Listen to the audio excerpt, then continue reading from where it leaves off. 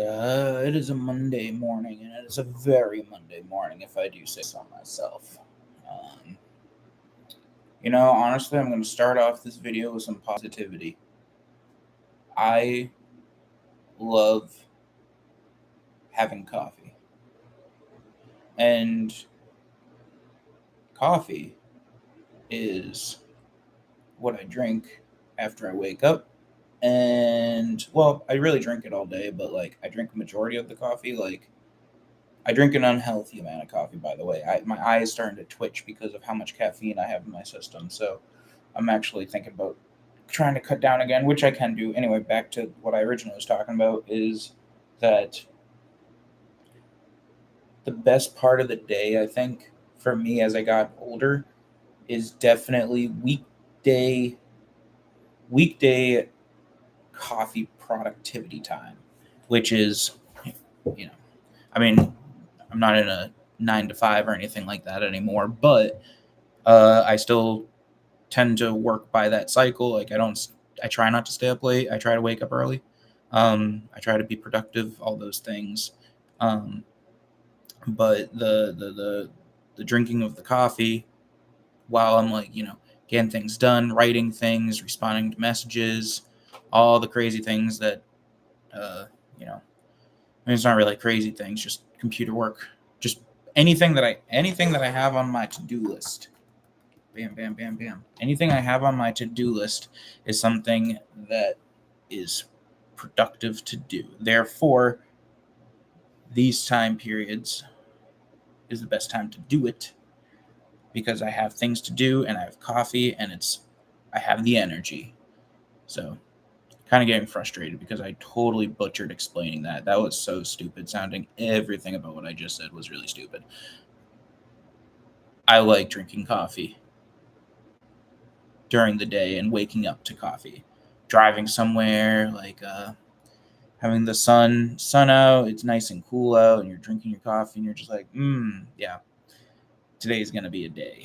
Today is going to be a day, and all the things are going to happen. And you know what? Even if not all the things happen, it's okay because it's still a day. You still have your coffee. You're alive, and yeah, it's it's a good time. Anyway, so that was my rant about that, and I'm feeling very much that today. I just feel like I'm in this room that I'm renting out from my friend Coach Vance Davis. He was a teacher with me recently, so he's a really cool guy. Had an extra room, took him up for a week, and then I'm going to Amarillo this weekend with Sean to see Texas the musical, and then I will be heading to Laurel, Mississippi to do some work there for a bit, and then Avery's going to meet me there, and then I'm going to head on up to good old New England. So, yeah, I'm hoping to be there by 4th of July, and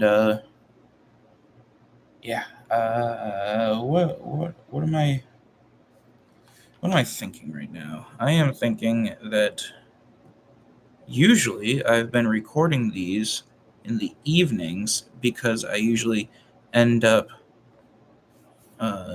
forgetting to do them earlier in the day. And I said to myself, this is a good thing to want to do, uh, in the mornings at exactly when I'm doing it. It's almost 11 here. Yeah, still pretty early. Early, but not super early. I just feel like I have more energy for it. Whereas if I don't do it early enough and then I forget about it and then I'm rushed and then I'm like, oh, I really don't want to talk. I think the last one, I did not talk much at all. And that's fine. It's fine. It's whatever. Life happens.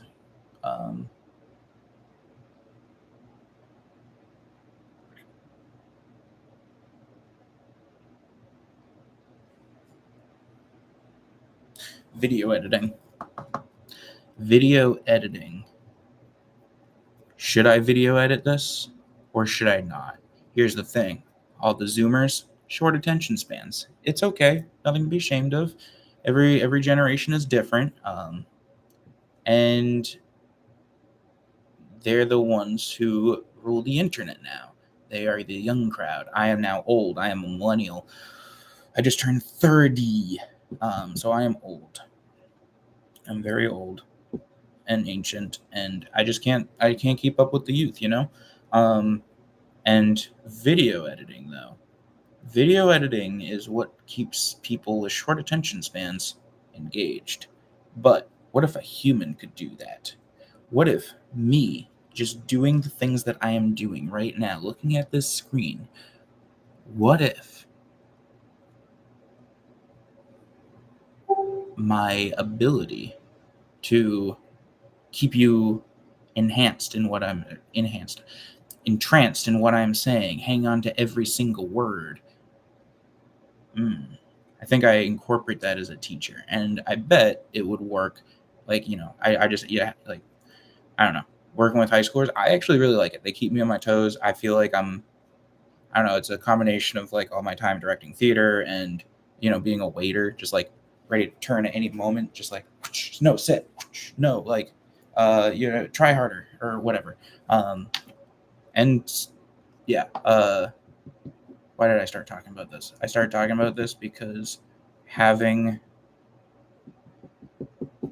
working with students and stuff, I know the tips and tricks about how to keep their attention and how to make sure that they are not, being disruptive, and that they're actually focused. And I think the same logic could be applied to these vlogs. I don't know if I already do that. Maybe I'm already bringing it. Maybe I just have natural talent. I don't know. But what I do know is that, yes, video editing should be utilized because it helps captivate an audience member. However, I do think that there is something to be said about specifically the performance of the individual reaching out to you and keeping you engaged in every single word that I am saying.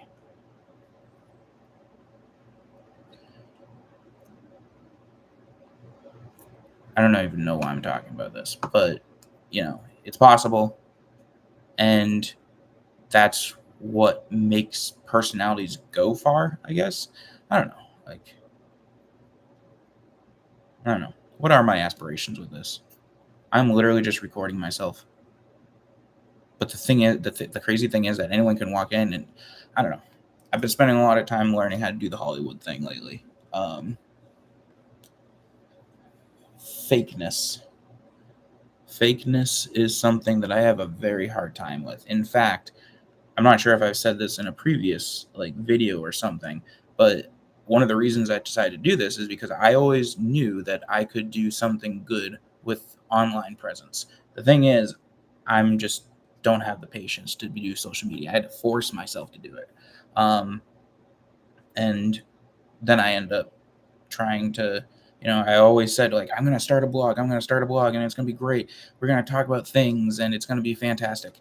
And you know what I should do? I should start doing these on my phone, like just when I'm out and about, and stuff like that. Yeah, I think I should.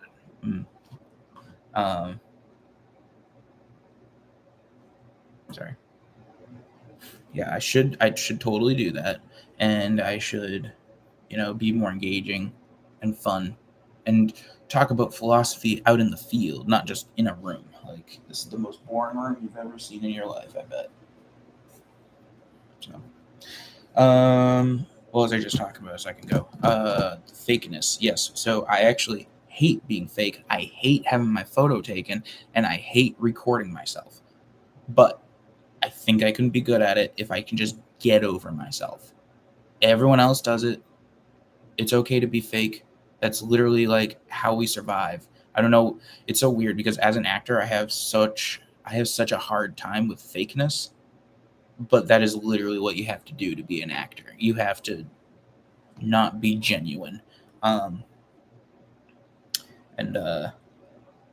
yeah, so like every single time I record myself or that I have my photo taken or whatever, I just feel fake. And 20's John was and 10's John and younger John, like literally any other John aside from 30's and up John, was very opposed to it. I will not be.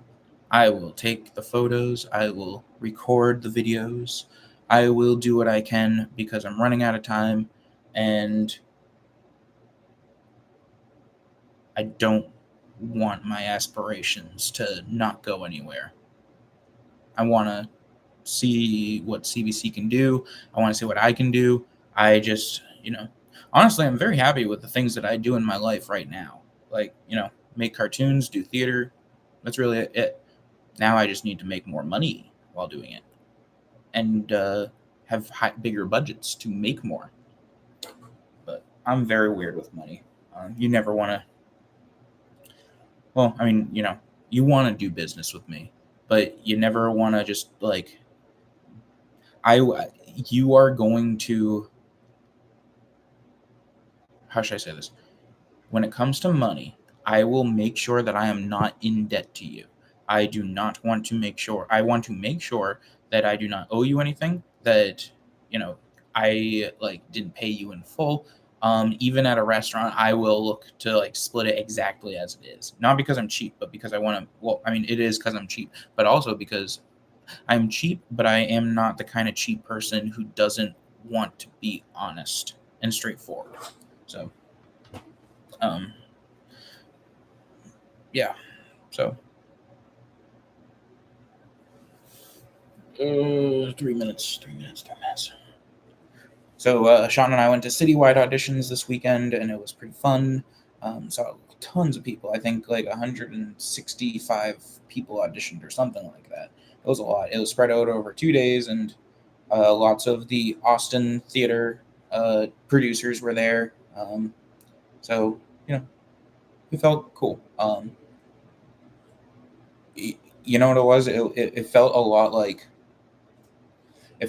like my student teaching or all the theater stuff I did like right after high school, like seeing my teachers and then all of a sudden like calling them by first name basis.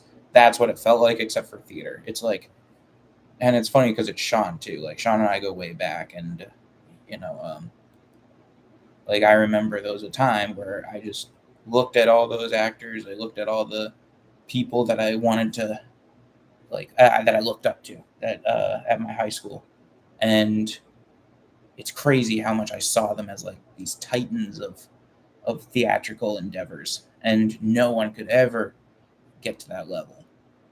And now it's just I understand everything. I understand everything about theater. It's a formula. And my friend Kathleen had asked me yesterday at the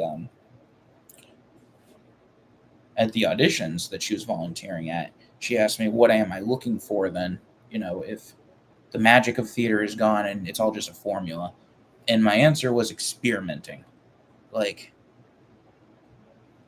I mean, it's not a bad thing that the magic is gone. I mean, like, that I think that's just a pessimistic viewpoint and not something I can logic myself out of. But um, I'm striving for the next thing. Like, I know what goes into a theater show, and I want to like add more layers onto it that are exciting for me. Um, yeah, I want to experiment. I am very intrigued with. I'm very intrigued by theater that is okay with going wrong. I've always felt that way, and that's honestly what this Cards Against Humanity playing theater performance is really all about too.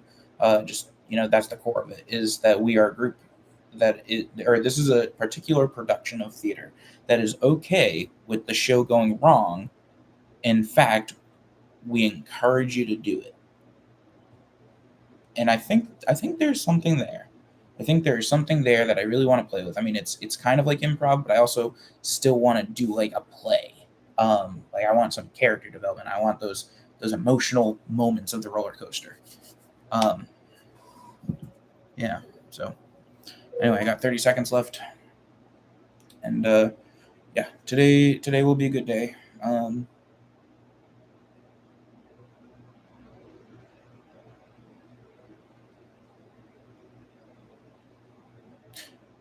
I'm very excited to leave Austin. I'm very excited to leave Austin, but I'm even more excited to come back with a vengeance. A positive one. Goodbye.